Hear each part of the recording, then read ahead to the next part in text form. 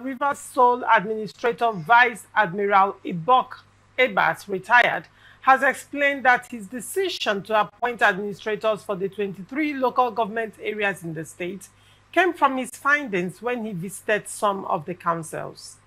Ibas gave the explanation when he held a meeting with the 23 administrators at Rivers State Government House in Port Harcourt on Friday. He said after the visits, he realized that he needed people to help him at the grassroots level to enable him actualize the mandates of President Bola Ahmed Tinubu. He advised the administrators to work within the principles of accountability, transparency, and sense of service to help them build trust and promote sustainable development. Ibas told them to focus on issues of sanitation, environmental management, primary health care, welfare and discipline of local government civil servants, primary education, and youth engagement. He said such areas would form the basis of assessing their performances in the coming weeks. He said the state will work out the necessary modalities to monitor and ensure good compliance with the principles of due processes, transparency, and zero tolerance for financial recklessness across all local governments. Now, still speaking on the power of appointments, what is your take on this story? First, I know some people will say, this man have power to appoint. Why should they appoint administrators for the local government? Mm-hmm.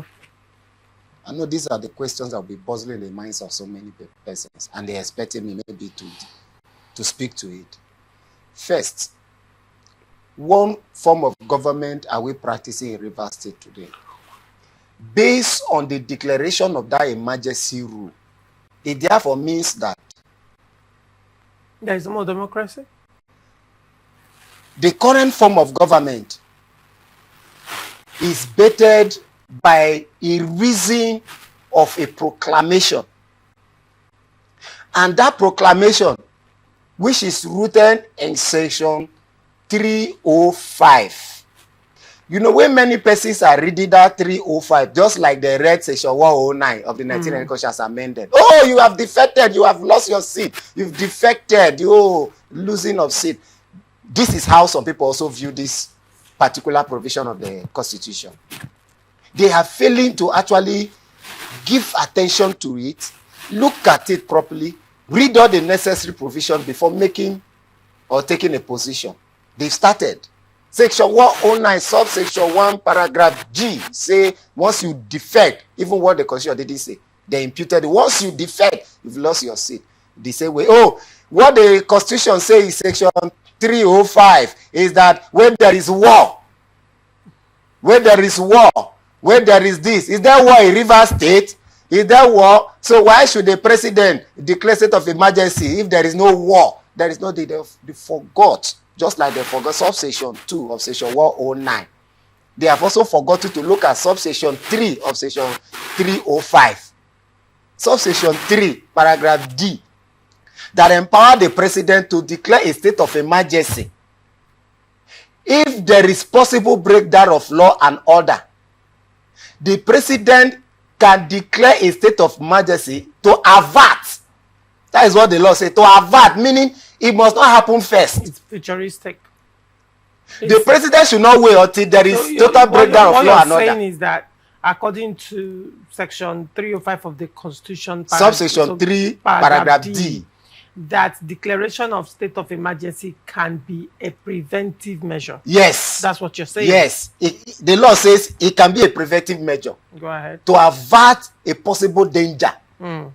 So the president must not wait until people are being killed, property are being destroyed, people cannot work again. That is why he should declare. No, the law says to avert it. If you perceive you are saying something like that, that it will lead to that extent, declare the state of emergency to avert it. And what is the state of emergency? It gives extra powers to take extra measures in highly certain situations.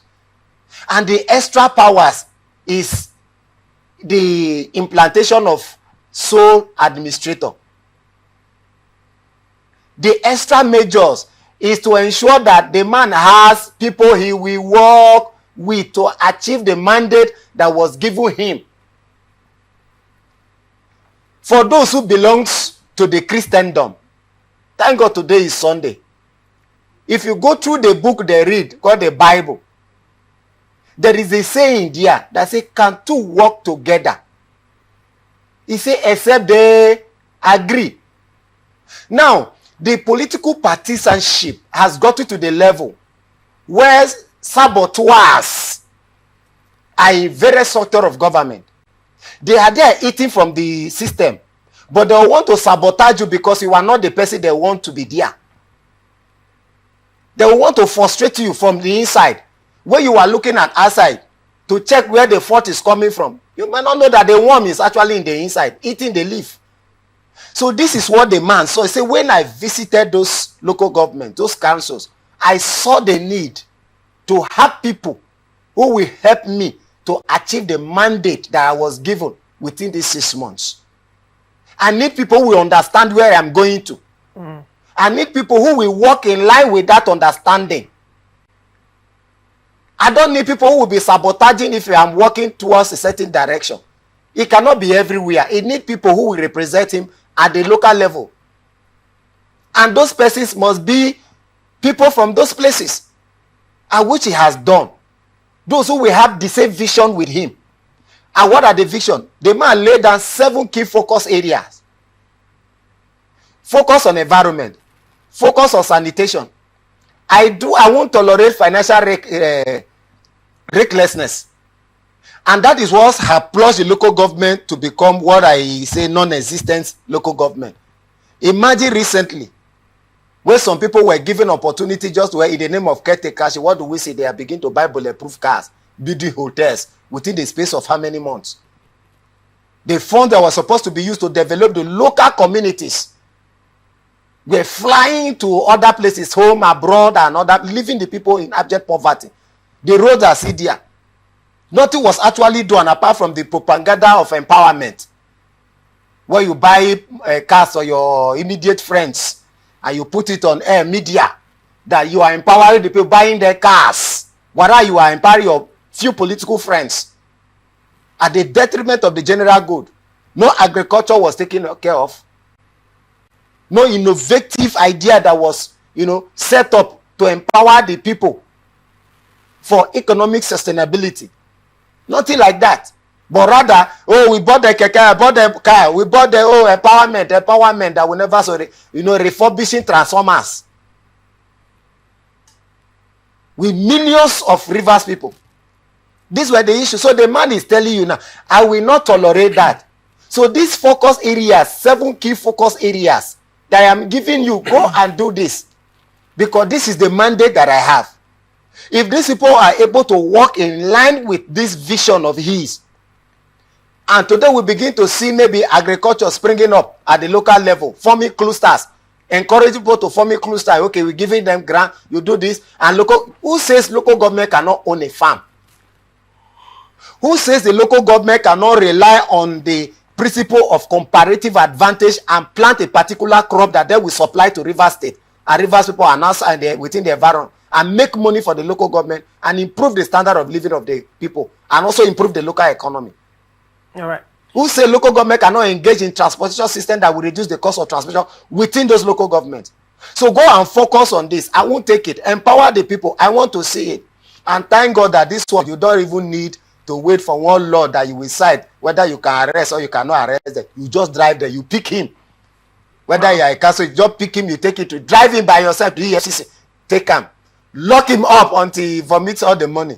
All right, very well. I had to go pull out the Nigerian Constitution for the benefit of our viewers, so I can read it out for them to hear. 305 subsection 3D says, it said the president shall have the power to issue a proclamation of a state of emergency only when there is a clear and present danger of an actual breakdown of public order and public safety in the Federation or any part thereof, requiring extraordinary measures to avert such danger. Yes, to avert it. Oh, yes. The word avert does come out here. So the subsection D, like you're saying, is that declaration of state of emergency can be futuristic. It can be or declared no, sorry, to avert. prevent. It can be Preventive measure. a preventive measure to avert an imminent danger. In this instance. Yes. Now, what would you cite as an imminent danger that gave, yes, in Rivers State, after the Supreme Court judgment that gave rise to the declaration of state of emergency? Yes, there are many of them, but I will touch on few. All right. We saw where the political brouhaha in Rivers State was beginning to take an ethnic dimension. Where certain ethnic groups were threatening fire and brimstone. If you do this, we will do this, we will do that. The other ethnic group were just waiting to also react. So assuming you allow that situation, you allow these people who were spewing this fire and brimstone to actualize their intent, what would have happened in Rivers State? It would have led to ethnic crisis, Ijaw and Ikwere or whatever, which would have set the state on fire. Then we also saw another dimension where some group of criminals were masking themselves and releasing videos. We will blow up this. We will make sure Rivers State is this. We even saw one where some group of people said, so persons will never step their foot on Rivers State again. If they do, we do ABCD. We will chase them how we will do this. Don't forget, these other people they were threatening also belongs to groups. They also have friends. So assuming their friends also came and say, you cannot stop our own brother, our own person, our own political associate from entering Rivers State. If you do, we do this to your own principal. We will ensure that the governor does not leave. We will ensure that, what would have happened? Full-blown crisis. We saw a situation where East West Road was blocked for hours by IYC and some other affiliate groups. That if the governor was impeached, if the governor is not there to finish his 8 years, 4 years, whatever, Rivers State will be on rest. They will ensure they cripple the economy of the country. They will ensure that all these were threats, imminent dangers. They were looking at us. Now, the last statement you just made brings me to the F part of the Constitution. It says if there is, the president can declare, the president shall have the power to issue a proclamation of a state of emergency only when, then the F of it says, there is any other public danger which clearly constitutes a threat to the existence of the Federation. Now, Rivers State is a unit of the Federation. Rivers State is the existence of the Federation of Nigeria. Of Nigeria as a federation. Rivers State is a unit. And the level the politics were taken to. We have the jaws in Rivers. I'm going by the messages some people were pushing out. The threat some were pushing out. That Ijaw will never take it. We have, for instance, we have Ijaws in Rivers. We have Ijaws in Bayelsa. We have Ijaws in Delta. We have Ijaws in Ondo State. We also have Ijaws in some part of Edo State. What would say, does it constitute a threat as it were? No. Because, I mean, no faction has actually carried arms. You don't wait. Attack another faction. You don't wait until, that is what the law says, to avert. So you don't wait until they start carrying out their threats. You don't wait until it become an Ijaw. Some people will not make it an Ijaw affair. You know, that if you kill one Ijaw here, or the Ijaw might kill another person here, for an instance, who is another tribe, don't forget that person also is also related to other tribe, either by marriage or by relationship. Okay, you kill our in-law, you do this, just like the one I witnessed in Plateau State at a time, in Jos South, where a young man called Lucas, he was a footballer, very good defender. This is a man I knew then. Lucas went out where they were having this Christian-Muslim fight within the Jos area and Bukuru in particular. The thing also went to jail. Lucas went out. Before he came back, he saw people in their compound crying, mourning. He asked, What happened? Then they told him that the husband of the immediate younger sister has been killed. And that crisis, some people put in quotes, he said Muslims. Luka didn't say anything. What he did, he just entered into the repeated dagger, bone arrow, and one other thing. Luka just ran out. He ran to the road. Anybody in mid wearing captain that looked at me, he started stabbing. That was what Lucas was doing. Until he got to the Bukuru Express, he was killed there. The news that came to everybody that Lucas is dead. His body is lying on the ground with pool of blood all over him. You see the situation now. His in-law, not his relation, was killed. So he couldn't wait. He just entered, he picked a dagger, he started stabbing people, also killing, to avenge the death of his in-law. This is the situation. So if we allow a full-blown crisis like that, oh, my in-law, my friend, my this, okay, I will also avenge here. What do you think will happen to Nigeria? Now, when you talk about that, with regards to the ethnic dimension of the crisis, one would be looking at the subsection D that says if there is a clear and present danger of an actual breakdown of public order and public safety. But when it comes to if there is any other public danger that clearly constitutes a threat to the existence of the Federation, one will be looking at the economic dimension that the crisis, has taken and how it affected or affects the federal government. Now, with respect to the bombing of pipeline, I would have expected that probably you go to I avoided that. Now, that's the bombing of the pipeline. It's a threat to our economic existence. Came after the threats of, if the governor, the then governor, the suspended governor is removed or impeached. At that time, it wasn't even a case of a state of emergency, but threats of impeachment. It was threat before the DC. I avoided the issue of pipeline. You cannot discuss Rivers State crisis and the state of emergency at this point without discussing the bombing of the pipeline. Yes, I know it's very important. Recall that the threats have been ongoing, but state of emergency was actually declared after the bombing.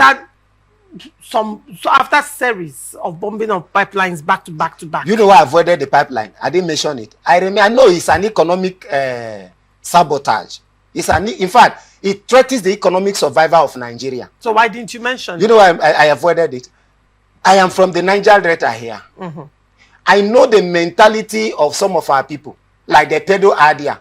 Oh, a state of emergency was declared because of pipeline, because of oil alone, oil alone. Oil. So that is why I focus on the other side, so that they will not see it as oil alone. Because they say because Rivers State is produced because of the oil. They don't care about democratic government. It's all about oil. Mm-hmm. So I'm just trying to push out this so that they will know. Outside the oil, the bombing of pipelines, which is actually against the economic survival of Nigeria, there are other dimensions that we are not giving attention to, that would have actually claimed lives and property. All right. Very well. In your opinion, you fully support the state of emergency. If it is necessary. Now, while it is the prerogative of the president to, he's empowered constitutionally to declare state of emergency, is he also empowered constitutionally to suspend an elected governor and House of Assembly members? How do you defend that? If you go to Section 5 of the 1999 Constitution as amended, it stipulates that government must conduct their actions in line with the provision of the Constitution. Now, if you x-ray the series of events that bettered the political tension in Rivers State, you will agree with me that, with due respect, Governor, His Excellency, let me not forget that, Governor Similaye Fubara never, to an extent, carried out his action in line with the provision of the Constitution. First, the legislative arm of government is not existing by the prerogative of a governor or the president. It's a constitutional arm of government established by law, and the processes to become a member of that house is also stipulated by the Constitution, which everybody there, whether right or wrong, went through and they were elected. And the law never says the governor shall have power to derecognize or recognize. The law never says the governor shall have power to sack any elected member. The processes for removal of even the head of the legislative arm of government, the House of Assembly in this case, is also, enshrined in the Constitution. The governor abandoned all of this. And Governor Sibilaya Fubara, with all due respect, said in some of the press releases and video programs he did, he said that I allowed them to exist. They are there because of me. I just allowed them. I can decide to terminate their existence. And which he actually carried out. That the members of our assembly does not exist again. He has ceased to recognize them. By himself, unilaterally, not even court. That even the court are saying they don't have power to do. The governor assumed the role of overlord and derecognized elected members that were elected to represent the people from various constituencies. He didn't stop there. He withheld their salaries for over 30 months. He decided to constitute his own friends and call them the state assembly. I was dealing with them, which in the eye of the Nigerian Constitution is gross misconduct. Disdainful treatment to the Nigerian Constitution. Lack of respect, even for the office he was occupying. Something that even the president cannot do. Because we had the situation of Bukola Saraki senator versus the Muhammadu Buhari administration there. Yakubu Dogara, all of them. But we never saw the president, Buhari then, going down to pull down the assembly complex, going down to derecognize Bukola Saraki as Senate president or the Yakubu Dogara, the speaker. Oh, they don't exist again. In fact, they are no longer members. And constituted his own friends who were loyal to him, that was the Senate and the House of Reps. He never did that because he knew that he lacks the power to do. But in Rivers State, we saw a situation where the governor did it. So he never conformed his action to even the Constitution. We also saw a situation where he withheld salary from 4 local governments in Rivers State just because he don't like the faces of those persons who are there. So where does he derive the power to so do? I will now have a state of emergency. Remember when we were reading the provision of the Constitution, it says extra measure, extra powers to take extra measures. What is extra measures? What is extra power? It therefore means, to an extent, in a state of emergency, the Constitution, some part of it is overlooked. I won't say suspended, because you can't suspend the Nigerian Constitution. In democratic setting, I say have a democratic structure. So to save the situation from degenerating, for leading into full-blown crisis, where lives and properties will be lost, the governor is an invested interest. The assembly members are invested interest. These are arms of government. Unlike the ones that happened in the era of Jonathan, where we have state actors versus non-state actors, insurgents, criminals who were trying to run down the states. In those situations, we have the governor, which is the executive arm of government, the legislative arm of government. All of them were in harmony, working together to ensure that they took care of the non-state actors. So there was no need to ask one to step aside, because all of them, they were in harmony to ensure that that problem was taken care of. But in Rivers State, it's 2 arms of government that are involved in the crisis. The legislative arm and the executive arm. So what do? You can't tell one to hold the way, you are continue your job, and you continue, look as if you are taking part or you are taking side. So to take extra measure is to ask, both of you step aside before you set part of Nigeria ablaze, that we in turn maybe escalate to the entire country. We saw even the crisis manifesting itself in the PDP at the federal level, national level. So we don't want to witness that in the state. You hold on, you are not removed, but the power to perform certain functions is taken from you. The power for you to make law is taken from you. Extra major. Where does the Constitution say extra major? That is what state of emergency means extra major. Even the state of emergency. And it says extra, yes. Even the state of emergency is also, there are guidelines to state of emergency as stipulated by the Constitution. Which are in section 305. Yes, and nowhere in that Constitution was the president empowered to suspend a sitting governor. I have taken my time to go through the Constitution over There and is over no and way over again. the Constitution The only specifically. time it never did. That is what I said. Not even covertly or overtly. It is not in the Constitution. Where it actually did appear at some point was in the State of Emergency Bill 2017. That was before the Senate, but it was not passed. A bill remained at the level of a bill. Saying.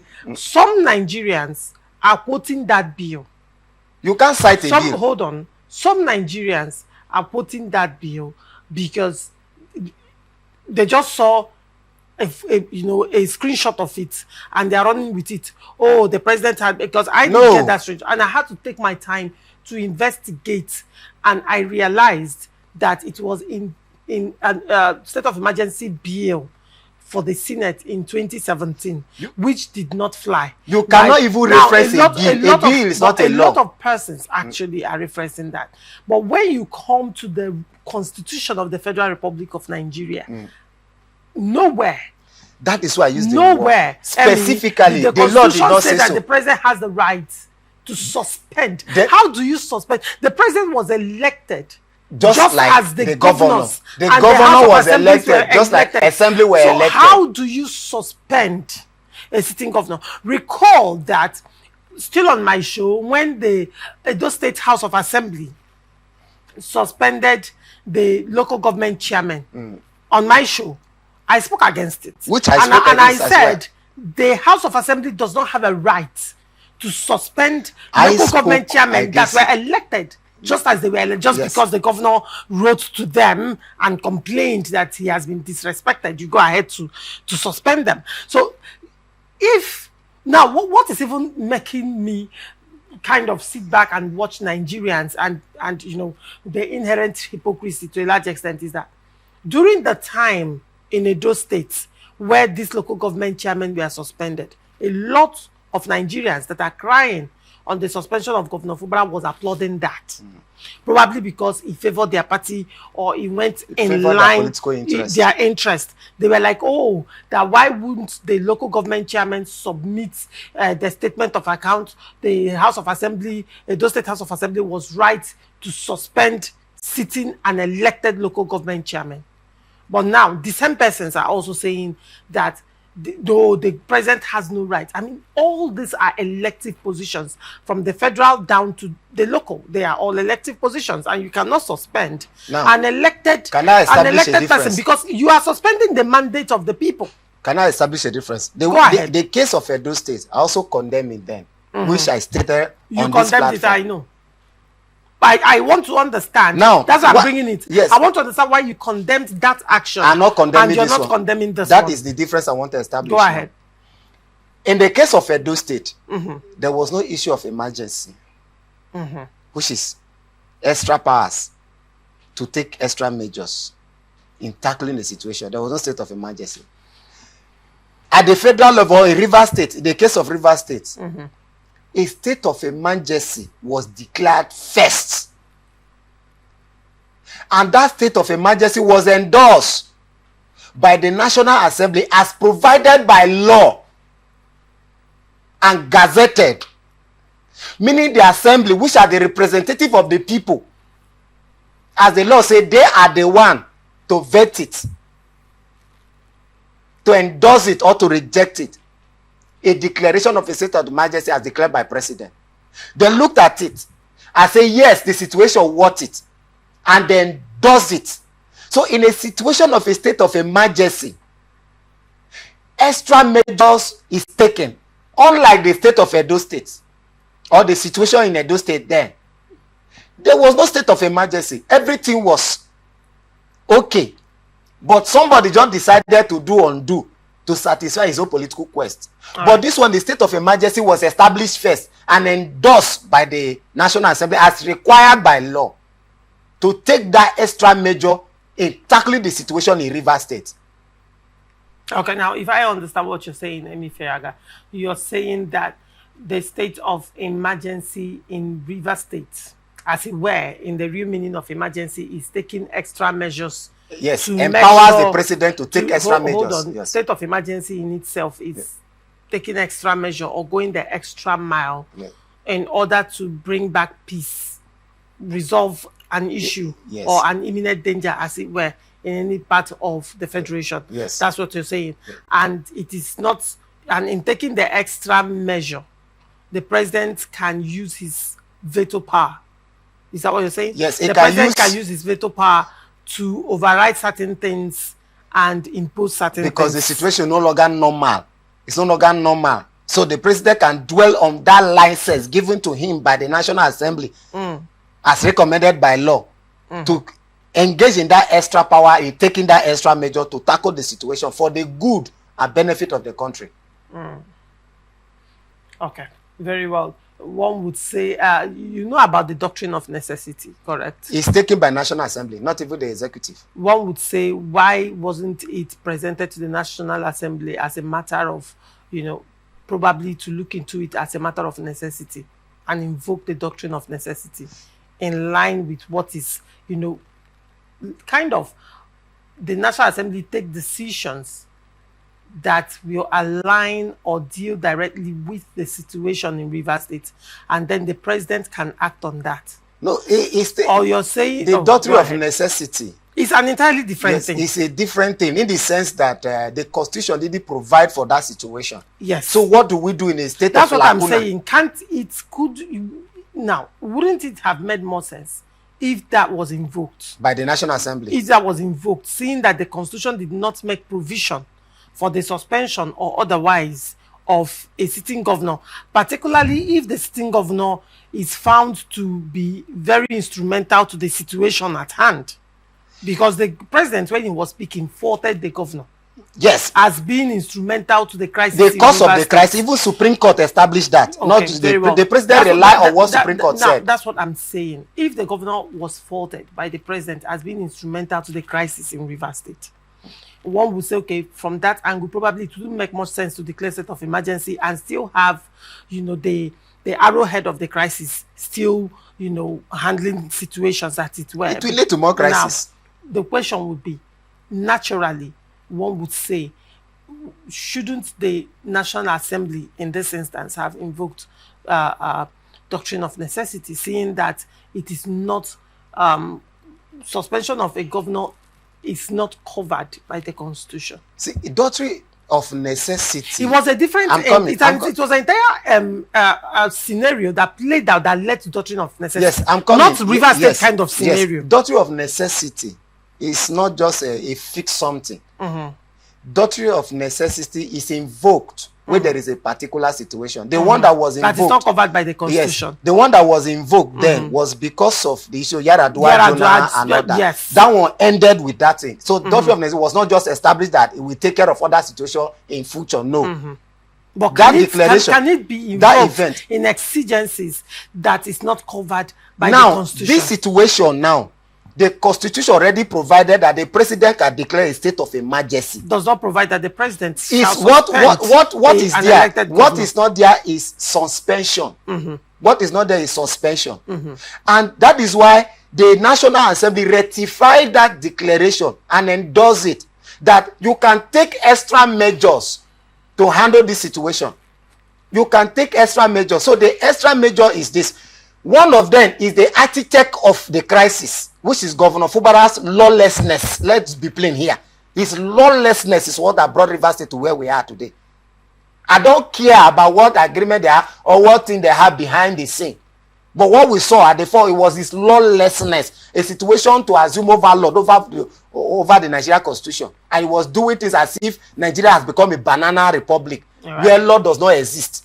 So you cannot allow him to preside. In fact, the other side will not be persuaded to cheat their sword as well. So that's why. So since you are the cause of the problem, that want to set Rivers State on fire, that will lead to loss of life and property, and by extension, my extent to that part of Nigeria, where you stay aside, that power to make that your law. stay aside. You, the power to implement the law that these people are supposed to make, you stay aside. Let us have somebody, a neutral person, who will ensure that this tension is doused and everything that is needed that will return democratic setting and peace in the state is put in place. Then you people can come back. All right. Only if you people, coordinate yourselves.